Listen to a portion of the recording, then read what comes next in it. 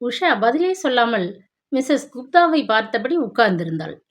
அவள் அவனது இரண்டாம் மனைவி என்று யாருக்கும் தெரியக்கூடாது என்று தீவிரமாக இருக்கும் சங்கர் இப்படி ஒரு சந்தர்ப்பம் வரும் என்று எதிர்பார்த்திருக்க மாட்டான் என்று தோன்றியது. அவளுடைய குழப்பத்தை புரிந்து கொண்ட மாதிரி மிஸ்ஸஸ் குப்தா மென்மையாக சிரித்தாள். குரலை இறக்கிக் கொண்டு சொன்னாள், நீங்கள் இரண்டாம் மனைவி என்று நான் யாருக்கும் சொல்ல மாட்டேன், கவலைப்படாதீர்கள். சங்கர் எங்களை வந்து நேற்று பார்த்தார். யாருக்கும் இந்த விஷயத்தை சொல்ல வேண்டாம் என்று கேட்டுக்கொண்டார். என்னை நீங்கள் நம்பலாம். இவளை எவ்வளவு தூரம் நம்புவது என்கிற யோசனையுடன் உஷா சொன்னாள்.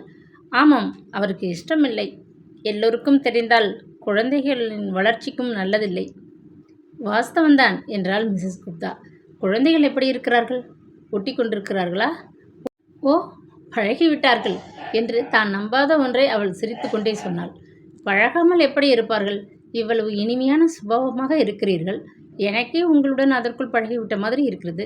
நன்றாக பேசுகிறீர்கள் என்று சிரித்தபடியே உஷா டீ போட உள்ளே சென்றாள். இந்த மாதிரி சாரியாக வருபவர்களுக்கெல்லாம் டீ போட்டு கொண்டிருந்தால் சங்கரின் பட்ஜெட்டுக்குள் தன்னால் கொடுத்தனம் செய்ய முடியுமா என்று யோசித்தபடி வருபவர்களுக்கு பின் டீ கூட கொடுக்காமல் எப்படி இருப்பது? டீயை போட்டு வடிகட்டுகையில் இவளிடம் விமலாவை பற்றி கேட்டால் என்ன என்று தோன்றியது. சங்கரின் கோபதாபங்களுக்கு எப்படி ஈடு கொடுத்தாள் என்று இவளுக்கு தெரிந்திருக்குமா? சங்கரின் பட்ஜெட்டுக்குள் கொடுத்தனம் செய்தாளா என்று தெரிந்திருக்குமா? சங்கருடன் சந்தோஷமாக இருந்தாளா என்று தெரிந்திருக்குமா? அந்த அளவுக்கு இவளுக்கு விமலாவோடு பழக்கம் இருந்திருக்குமா? கேட்காமல் தெரிந்து கொள்ளாமல் இருப்பதே நல்லது என்று ஒருவரும் தோன்றினாலும் அறிந்து கொள்ள வேண்டும் என்ற ஆர்வமாகவும் இருந்தது. அவள் டீயும் பிஸ்கட்டும் கொண்டு வந்ததும் விமலாவும் இப்படித்தான், போனதும் டீயை கொண்டு வந்து விடுவாள். எத்தனை சொன்னாலும் கேட்காமல் என்றாள் மிஸ்ஸஸ் குப்தா. விமலாவுடன் எத்தனை வருஷம் பழக்கம் உங்களுக்கு? 3 வருஷ பழக்கம். அவளும் ரொம்ப நன்றாக இருப்பாள். நீங்களாவது ஒல்லியாக இருக்கிறீர்கள். அவள் வாட்டசாட்டமாக பட்டாணிச்சி மாதிரி இருப்பாள். அப்படி இருந்தவள் தான் அப்படி அநியாயமாக சின்ன வயதில் செத்து போனாளா? மிஸ்ஸஸ் குப்தா ஒரு வினாடி அவளை பார்த்தாள். ஆமாம், மகா அநியாயம். அதுவும் அவள் பேச்சு தடைபட்டது. வெளியில் பேச்சு குரல் கேட்டது. 3-4 பெண்கள் உள்ளே நுழைந்தார்கள். இவர்களுக்கும் டீ போட வேண்டுமோ என்று நினைத்தபடி உஷா எழுந்திருக்கையில், இப்பொழுது நீங்கள் உள்ளே போகாதீர்கள். நாங்கள் சும்மா 5 நிமிஷத்திற்கு வந்தோம். நாளைக்கு ஹோலி அல்லவா? நீங்கள் புதிதாக வந்திருக்கிறீர்களே, இந்த கேம்பஸில் என்ன வழக்கம் என்று சொல்லிவிட்டு போக வந்தோம். ரொம்ப சந்தோஷம், உட்காருங்கள் என்றாள் உஷா. என்ன வழக்கம்? எப்படி கொண்டாடுவீர்கள்? காலையில் 9 மணிக்குள் நாஸ்தாவையும் சமையலையும் முடித்துக்கொண்டு கையில் கலர் பவுடருடன் பெண்களும் ஆண்களும் தனித்தனி குரூப்பாக கிளம்பி விடுவோம். வீட்டுக்குள் உட்கார்ந்திருக்கும் பெண்களையெல்லாம் வெளியே இழுத்து கொண்டு வந்து விடுவோம். இங்கே மைதானத்தில் நிழல் பக்கமாக பெண்கள் உட்கார்ந்து டோலக் அடித்து கொண்டு பாடுவார்கள். ஆண்கள் டான்ஸ் ஆடுவார்கள். அப்படியா? மிஸ்டர் மல்கோத்ரா தான் டான்ஸ் செய்ய ஆரம்பித்து வைப்பார். ஆமாம், அவருக்கு இதிலெல்லாம் ரொம்ப விருப்பம் என்று மிஸ்ஸஸ் மல்கோத்ரா பெருமையுடன் சொல்லி சிரித்தாள். டான்ஸ் ஆடினதற்கு பாடினதற்கு சன்மானமும் உண்டு. கடைசியில் ஜிலேபியும் கிடைக்கும். பாடாவிட்டால் நீங்கள் அலற அலற உங்கள் மேல் கலர் பவுடரை போட்டு உங்கள் அழகான முகத்தில் பூசுவோம். உஷா சிரித்தாள். நாளை காலை வேலை முடியவில்லை என்று சாக்கு சொல்லக்கூடாது. ஒரு நாளைக்கு சுறுசுறுப்பாக எழுந்து வேலையை முடியுங்கள். ஒரு நாளைக்கு அவரையும் தான் ஏதாவது காரியம் செய்ய சொல்லுங்களேன். ஒரு நாளைக்கு காய்கறி நறுக்கி தரமாட்டாரா? மிஸ்டர் கபூர் தான் தினமும் காய்கறி நறுக்குவார். ஏன், அதில் என்ன தப்பு? தப்பு என்று யார் சொன்னது? உங்கள் அந்யோன்யத்தை பார்த்து பொறாமையாக அல்லவா இருக்கிறது? ஓ என்று சிரிப்பு. மிஸ்ஸஸ் சங்கர், ஞாபகம் வைத்துக் கொள்ளுங்கள், நாளைக்கு சீக்கிரம் தயாராகி விடுங்கள். ஆகட்டும், இரவு சீக்கிரம் படுத்து கொண்டு விடுங்கள். அது மட்டுமில்லை என்றால் ஒருத்தி ரகசிய குரலில்.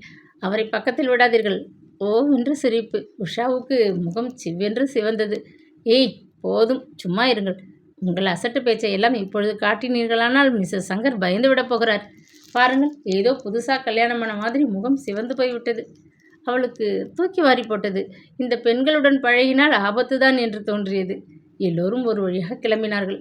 5 நிமிஷம் என்று விட்டு 1 மணி நேரம் கழித்து கூடவே மிஸ்ஸஸ் குப்தாவும் கிளம்பினாள். நேரமாகிவிட்டது, வருகிறேன். நீங்கள் தான் வாருங்களேன், 18ஆம் நம்பரில் இருக்கிறோம் என்றாள். சங்கரின் கடுகடுப்பான முகத்தை நினைத்து கொண்டே. ஆகட்டும் என்றாள் உஷா. அவர்களெல்லாம் அகன்றதும் வீடு ஜும் என்றிருந்தது. நிசப்தத்தில் அதன் சூன்யம் மனதையும் வியாபித்து கொண்ட மாதிரி இருந்தது.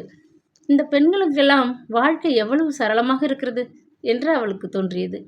தீவிரமான சிந்தனைகள் இல்லாமல், அதனால் குழம்பாமல், வந்ததை வந்தபடி ஏற்றுக்கொண்டு சிரித்து கொண்டு போகும் சரளம், அன்றாட பிரச்சனைகளை அன்றன்றே தீர்த்து கொண்டு விடும் சரளம், அவர்களுடையதெல்லாம் சின்ன சின்ன பிரச்சனை தான். அவளுடையது மாதிரி தீர்வு காண முடியாத பிரச்சனை இல்லை. இவர்களுள் ஒருத்தியாக இல்லாமல் இவர்கள் பேச்சை கேட்டுக்கொண்டு பரிகாசத்தை கேட்டுக்கொண்டு முகம் சிவக்காமல் எப்படி இருப்பது? முகத்தின் சிவப்பு வெட்கத்தினால் இல்லை, அவமானத்தினால் என்று தெரியாமல் அவர்கள் அசட்டு பிசட்டு என்று தொடர்ந்து அவளை பரிகசித்து கொண்டு போவதை எப்படி சகித்து கொள்வது? அவள் நாளைக்கு ஹோலியில் எப்படி கலந்து கொள்வது என்று யோசனையில் ஆழ்ந்தாள். மனதின் சந்தோஷத்தை பிரதிபலிப்பதுதான் எந்த பண்டிகையும் என்று அவள் நினைத்து கொண்டாள். அதுவும் ஹோலி உயர்ந்தவன் தாழ்ந்தவன் என்கிற வேறுபாடு இல்லாமல், ஆண் பெண் என்கிற வித்தியாசம் இல்லாமல், போலி நாகரிக போர்வைகளை எல்லாம் கழற்றிவிட்டு வண்ணங்களை வாரி இறைத்து ஆனந்த களியாட்டம் புரிய வேண்டிய நாள். அந்த மாதிரி ஒரு மனநிலை நிச்சயம் அவளுக்கு இல்லை, சங்கருக்கும் இருக்காது என்று தோன்றியது. ஆனால் அவன் ஒரு நல்ல நடிகன் என்பது அவளுக்கு தெரியும். தான் மிக மிக சந்தோஷமாக இருப்பதாக அவனால் நடிக்க முடியும். அவளுக்கு அவனை நினைத்து கொஞ்சம் பாவமாக இருந்தது. அவன் சராசரிக்கு கீழ்ப்பட்ட மனிதன் என்று தெரிந்த பிறகு அவன் ஒரு லட்சியவாதியாக மாறிவிட வேண்டும் என்று எதிர்பார்ப்பது முட்டாள்தனம் என்று தோன்றியது. அவள்தான் மாற வேண்டும். உள்ளதை உள்ளபடி ஏற்றுக்கொள்ள தெரிந்து கொள்ள வேண்டும். யதார்த்தமாக சரளமாக எதனாலுமே பாதிக்கப்படாமல் அவனது அடியையும் குத்தும் சொல்லம்புகளையும் தகிக்கும் பார்வையையும் தாங்கிக் கொள்ள பழகிக்கொள்ள வேண்டும்.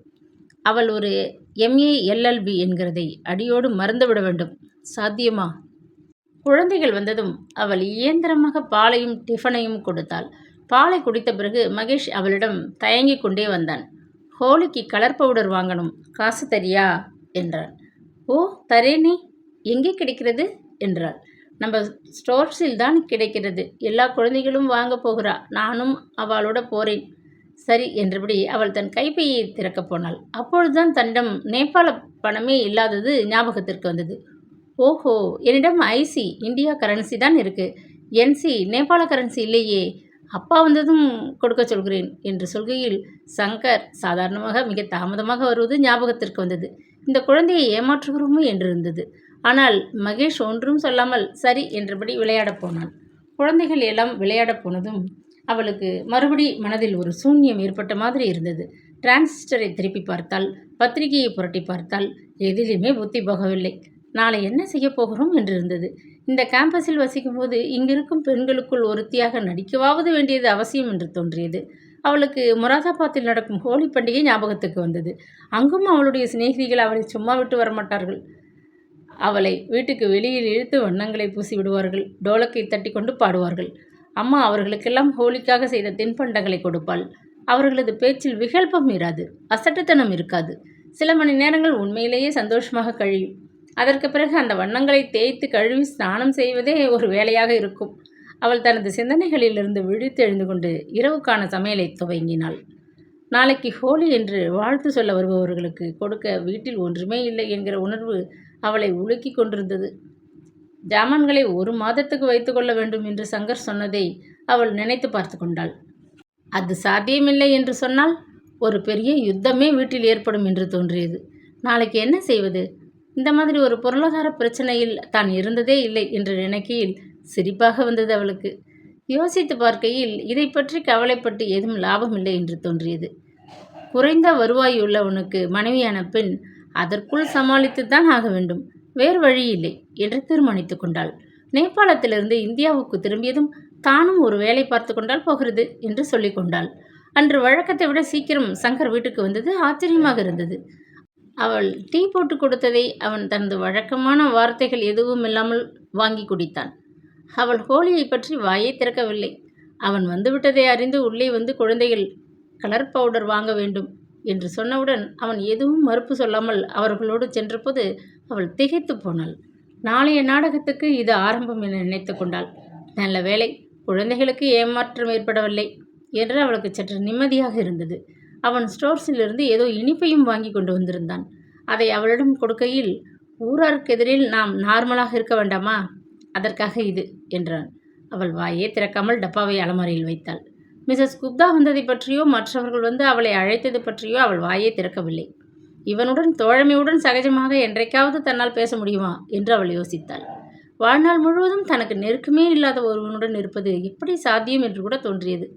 அவள் மனதில் இருக்கும் தாபங்களை அறிந்து கொண்டு, அவளுள் இருக்கும் அன்பு பெட்டகத்தை உணர்ந்து கொண்டு உடலுறவு இல்லாமலே ஒரு உன்னதமான பிணைப்பை ஏற்படுத்திக் கொள்ள முடியும் என்று யோசிக்க ஆரம்பித்தாள். மறுநாளைக்கு விடியும் போதே இன்று ஹோலி என்று ஞாபகம் வந்தது. அவள் அவசர அவசரமாக வேலையை முடித்தாள். டிஃபனை சாப்பிட்டதும் குழந்தைகள் கலரை தூக்கி கொண்டு கிளம்பினார்கள். 9 மணிக்கெல்லாம் பெண்கள் வந்து விட்டார்கள். பகன்ஜி எங்கே என்று சங்கரை கேட்டார்கள்.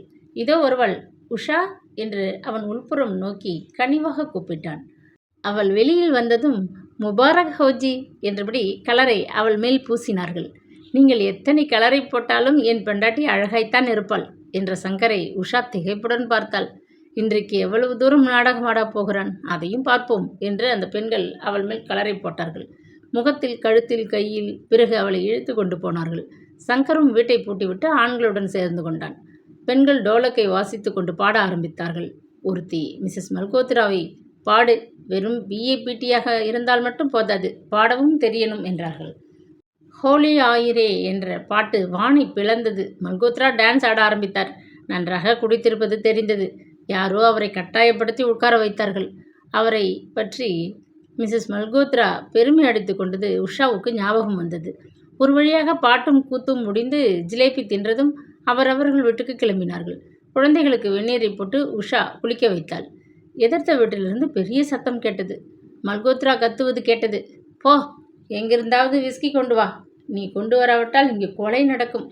அவளுக்கு நரம்புகளில் ஒரு ஜில்லிப்பு ஏற்பட்டது. சற்று நேரத்தில் வாசற்கதவு தட்டப்படும் ஓசை கேட்டது.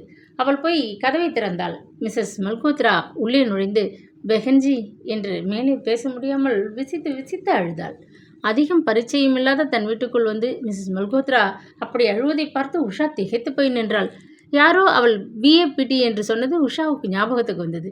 இப்பொழுது இவள் அழுவதை பார்த்தால் இவளுக்கும் அந்த எழுத்துக்களுக்கும் சம்பந்தமே இல்லாத மாதிரி இருந்தது. அடிமைப்பட்டவள் மாதிரி, கையால் ஆகாதவள் மாதிரி பலவீனத்தோடு அவள் அழுவதை பார்க்கும்போது உஷாவுக்கு ஒரு சோகம் மனசை வியாபித்தது. இந்திய பெண்கள் எத்தனை பலவீனமானவர்கள் என்று தோன்றியது.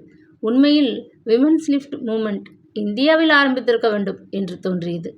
அவள் மென்மையாக மிஸ்ஸஸ் மல்கோத்ராவின் தோளில் கையை வைத்து, என்ன சமாச்சாரம் சொல்லுங்கள், என்னால் உதவ முடியுமா என்று பார்க்கிறேன் என்றாள். மிஸ்ஸஸ் மல்கோத்ரா கண்ணை துடைத்துக்கொண்டு சொன்னாள், என்ன சொல்வேன் பெஹன்ஜி, இந்த நேபாளத்துக்கு வந்து இவருக்கு இந்த குடிப்பழக்கம் வந்துவிட்டது. இன்னைக்கு காலையிலிருந்து குடித்து கொண்டிருக்கிறார். வீட்டில் இருப்பதெல்லாம் தீர்ந்து போய்விட்டது. எங்கிருந்தாவது கொண்டா என்று என்னை விரட்டுகிறார். நான் எங்கே போவேன்? உஷா பதில் பேசாமல் அவளையே பார்த்து கொண்டிருந்தாள். அதிக பரிச்சயமில்லாத தன்னிடம் ஏன் இவள் வந்திருக்கிறாள் என்று புரியவில்லை. மிஸ்ஸஸ் மல்கோத்ரா தொடர்ந்தாள், இங்கு எத்தனையோ பேருடன் பழகினாலும் நான் அந்தரங்கமாக யாருடனும் பேசுவதில்லை. உங்களை பார்த்தால் ஏதோ சகோதரியை பார்க்கிற மாதிரி இருக்கிறது எனக்கு. உஷாவுக்கு திகைப்பாக இருந்தது. அவள் எந்த வகையில் இவளுக்கு உதவ முடியும்? அவளது பிரச்சனைகளே மனதை அழுத்தும் போது மிஸ்ஸஸ் மல்கோத்ரா அவளை கெஞ்சுகிற மாதிரி பார்த்தாள். நான் இங்கே கொஞ்ச நேரம் உட்கார்ந்து கொள்ளட்டுமா? அவர் கொஞ்ச நேரத்தில் அடங்கி போய்விடுவார். பிறகு போகிறேன். உஷாவிற்கு பாவமாக இருந்தது. வழக்கமான மேக்கப் இல்லாமல், ஹோலி கலர்கள் அழிக்கப்படாமல் அவளுடைய முகம் ஏதோ விபத்துக்குள்ளான மாதிரி இருந்தது. தினமும் அந்த மேக்கப்புக்கு அடியில் எத்தனை சோகம் மறைந்திருந்தது என்று அவள் நினைத்து கொண்டாள். தாராளமாக இருங்கள் என்றாள். குழந்தைகள் எங்கே? அவர்களுக்கு எப்படியோ சாப்பாடு போட்டு வெளியே விளையாட அனுப்பிவிட்டேன். அப்போ சரி, நீங்கள் உட்கார்ந்திருங்கள், நான் என் குழந்தைகளுக்கு சாப்பாடு போட்டுவிட்டு வருகிறேன் என்று உஷா உள்ளே சென்றாள். அவர்களை உட்கார வைத்துவிட்டு சாப்பாடு போடுகையில் சங்கர் வந்து இவள் உட்கார்ந்திருப்பதை பார்த்து என்ன சொல்வானோ என்று இருந்தது. இவர்களுடன் அவ்வளவு நெருக்கம் ஏற்பட்டு விட்டது அவனுக்கு என்று கேட்டால். குழந்தைகள் சாப்பிடுகையே சங்கர் வந்து விட்டான். மிஸ்ஸஸ் மல்கோத்ரா உட்கார்ந்திருப்பதையே கவனிக்காத மாதிரி நேராக குளிக்கச் சென்றான். அவன் குளித்து கொண்டிருக்கும் போதே மிஸ்ஸஸ் மல்கோத்ரா தான் கிளம்புவதாக சொன்னாள். அவர் தூங்கி போய்விட்டார் என்று பிள்ளை வந்து சொன்னான். நான் போகிறேன் என்றவள் உஷாவின் கைகளை பற்றி கொண்டாள். உங்களது சுபாவம் எனக்கு ரொம்ப பிடித்திருக்கிறது பெஹன்ஜி. என்ன ஏது என்ற விவரம் ஒன்றுமே கேட்காமல் இவ்வளவு நாகரிகமாக யாரும் இருப்பதில்லை. உதவி செய்கிறோம் என்று இன்னும் கலவரப்படுத்தி விடுவார்கள். உஷா மென்மையாக சிரித்தாள். அனுபவிப்பது நீங்கள், அதை சமாளிக்கும் வழி உங்களுக்குத்தான் தெரியும். அதில் நான் சொல்ல என்ன இருக்கிறது? ஆனாலும் எல்லோரும் ஒன்றும் சொல்லாமல் இருப்பதில்லை. சரி, வருகிறேன் பெஹன்ஜி, அவரை கவனியுங்கள். ஒருவித சோர்வுடன் அவள் திரும்பி செல்வதை உஷா பரிதாபமாக பார்த்து கொண்டிருந்தாள். எத்தனை வகை துன்பங்கள் உலகத்தில்! இவள் படித்தவள், தன்னந்தனியாக தன்னை காப்பாற்றிக் கொள்ள தகுதியுடைய பட்டம் பெற்றவள். இருந்தும் கணவனின் அநாகரிக போக்கை எவ்வளவு பொறுமையுடன் சகித்து கொண்டிருக்கிறாள். தன் குழந்தைகளின் எதிர்காலத்துக்காக சமூகத்தில் தன் அந்தஸ்தை பாதுகாக்க, ஒருவனின் மனைவி என்கிற அந்தஸ்தை பாதுகாக்க அடிபணிந்தே பழகிவிட்ட ஒரு பெண் இனத்தின் சின்னமாய். இவையெல்லாம் காரணமில்லாவிட்டால் அதிக பரிச்சயமில்லாத அவள் வீட்டில் விலங்காய் மாறிவிட்ட கணவனிடமிருந்து ஓடி வந்து ஒளிந்து கொள்ளும் அளவு பொறுமை இருக்குமா? ஆனால் மிஸ்ஸஸ் மல்கோத்ராவுக்கு விடிவு உண்டு என்று உஷாவுக்கு தோன்றியது. மல்கோத்ரா ஆயுசு முழுவதும் குடித்து கொண்டிருக்க போகிறானா? அந்த நம்பிக்கையில்தான் அவனுடைய மனைவி இருக்கிறாள் என்று தோன்றியது. உன் சிநேகிதி போயாச்சா? அவள் திடுக்கிட்டு திரும்பினாள். சங்கர் குளித்துவிட்டு தலையை துவட்டி கொண்டிருந்தான். சுபாவத்திலேயே சிவந்த உடம்பு. ஹோலி கலரை அழிக்க அழுத்தி தேய்த்து குளித்ததில் இன்னும் சிவப்பாக தெரிந்தது. கட்டுமஸ்தான அந்த ஆஜானுபாகுவான உடல் அவளை என்னவோ செய்தது. ஓ, இவனுக்கு ஒரு ஆரோக்கியமான பெண் மனைவியாக வந்திருக்க வேண்டும். சீஷ்மா மாதிரி. அவள் சட்டென தன்னை சமாளித்து கொண்டாள். யாரும் எனக்கு இங்கு சிநேகிதம் இல்லை. பின்ன எதற்கு இங்கு வந்து உட்கார்கிறாள் இன்றைக்கு? அவள் காரணத்தை சொன்னாள். அதற்கு இந்த விடுதனாகப்பட்டதா? என்னவோ சில பேருக்கு என்னை கண்டால் பிடித்து விடுகிறது. அதை சொல்லு. அவனது எகத்தாளத்தை காதில் போட்டுக்கொள்ளாமல் அவள் அவனுக்கு சாப்பாட்டை எடுத்து வைத்தாள். அவன் மௌனமாக சாப்பிட்டு எழுந்தான். அவளும் சாப்பிட்டு விட்டு வேலையை முடித்து கொண்டு வருகையில் சங்கர் பாமாவையும் ரவியையும் ஆத்திரத்துடன் அடித்து கொண்டிருந்தான். அவள் திகைத்து போய் நின்றாள். அவனுடைய முகம் ஜுஜுவென்றிருந்தது. அவளை பார்த்ததும் அவன் கோபமாக கேட்டான், நீ என்ன கவனிக்கிறாய் இவர்களை? படிப்பில் எப்படி செய்கிறார்கள் என்று பார்க்கிறாயா? கிளாஸில் எல்லாம் தப்பாய் செய்து கொண்டு வந்திருக்கிறார்கள். கவனிக்கிறேனே, தினமும் அவர்களுக்கு சொல்லித் தருகிறேனே. என்ன சொல்லித் தருகிறாய்? பொய் வேறையா? இந்த புத்தகங்களை பார். அவர்களுடைய நோட்புக்குகளை வீசி எறிந்தான். நீ இதற்கு கூட உபயோகம் இல்லையா? அவனது குரல் சன்னமாக இருந்தாலும் அதில் இருந்த தீட்சணியம் அவளை தாக்கியது. நாளைக்கு ஸ்கூலுக்கு போய் தினமும் ஹோம்ஒர்க் கொடுப்பார்களா என்று விசாரித்து விட்டு வா. யூஸ்லெஸ் சுமன். அவளுக்கு அவமானத்தில் முகம் சிவந்தது. அவளை ஒரு குற்ற உணர்வும் பிடித்தது. தன் மன உளைச்சலினால்தான் சரியாக குழந்தைகளை கவனிக்கவில்லையோ என்று தோன்றியது. ஆனால் இவர்களை படிப்பில் கவனம் ஏற்படும்படி செய்வதும் சுலபமில்லை என்று தோன்றியது. தன்னால் முடிந்த அளவு முயல வேண்டும் என்று அவள் தனக்குள் தீர்மானித்து கொண்டாள். சரி, நாளைக்கு ஸ்கூலுக்கு போய் விசாரிக்கிறேன் என்றாள் அவள் மெதுவாக.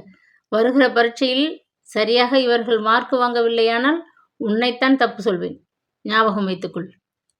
கனிவே இல்லாத அவனது குரல் அவளுடைய உடம்பில் ஒரு ஜில்லிப்பை ஏற்படுத்தியது. அதற்கு பிறகு அன்றைக்கு எந்த வேலை செய்கையிலும் அந்த வார்த்தைகளே காதில் ஒலித்து கொண்டிருந்தன. நீ இதற்கு கூட உபயோகம் இல்லையா? இவனிடமிருந்து நல்ல வார்த்தை கேட்கும் காலம் எப்பேதனும் வருமா என்று அவளுக்கு ஆயாசமாக இருந்தது. சான் ஏறினால் முழம் சறுக்குகிற மாதிரி இருந்தது. அவளுக்கு மொராதாபாத்தில் ஒரு நாள் கோர்ட்டில் சந்தித்த ரீடா குப்தாவின் ஞாபகம் வந்தது. தனக்கு விவாகரத்து ஒன்றுதான் விடிவை கொடுக்க முடியும் என்று அவள் வாதிடியது ஞாபகத்திற்கு வந்தது.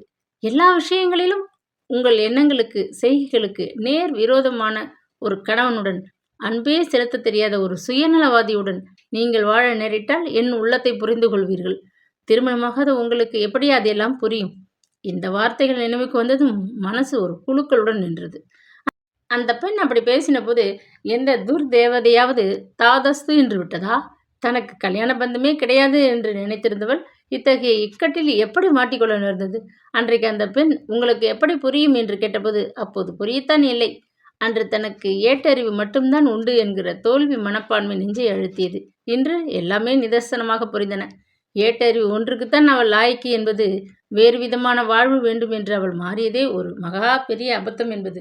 சாதாரணமாக ஆரோக்கியமாக இருந்த அந்த ரீட்டாவால் தன் கணவனின் அன்பை பெற முடியவில்லை என்கிற போது சரக்கே இல்லாமல் அவள் எந்த விதத்தில் எந்தவித உயர்ந்த குறிக்கோளோ சிந்தனையோ இல்லாத சங்கரை திருப்திப்படுத்த முடியும்? எந்த விவாகரத்து கேஸ் வந்தாலும் தான் துயரமடைந்து போனதை அவள் நினைத்து பார்த்து கொண்டாள். அன்று ரமேஷ் சொன்னது நினைவுக்கு வந்தது. தவிர்க்க முடியாது போனால் ஒழிய, டெஸ்பரேட்டாக போனால் ஒழிய இந்திய பெண் விவாகரத்து கோர மாட்டாள் என்றான். அவன் சொன்னது வாஸ்தவம்தான் என்று இப்பொழுது புரிந்தது. பலவித பெண்களின் வாழ்வை இங்கு பார்க்கும் பொழுது புரிகிறது. மிஸ்ஸஸ் மல்கோத்ராவின் முகம் பளிச்சென்று மனதில் விழுந்தது. இங்கு ஒவ்வொரு வீட்டிலும் என்னென்ன துயரங்கள் மறைந்திருக்கின்றனவோ யாருக்கு தெரியும்?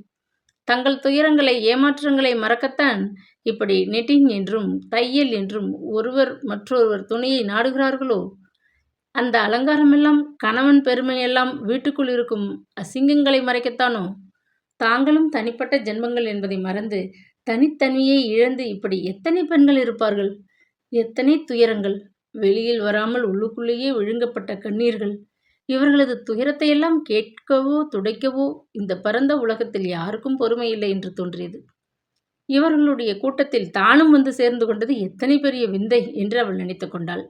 எங்கேயோ வக்கீல் கவுனி போட்டுக்கொண்டு வளைய வந்தவள், விவாகரத்து என்பது பெண்களின் தோல்வியை காண்பிக்கிறது என்று முழங்கியவள், இப்பொழுது கணவனுடன் வாழ்ந்து கொண்டு ஒவ்வொரு கணமும் ஒரு தோல்வியை விழுங்கிக் கொண்டு வளைய வரும் பெண்களை காண்கையில் லட்சியங்களும் கனவுகளும் வாழ்வின் நிஜங்களிலிருந்து வெகு தூரம் என்று தோன்றியது.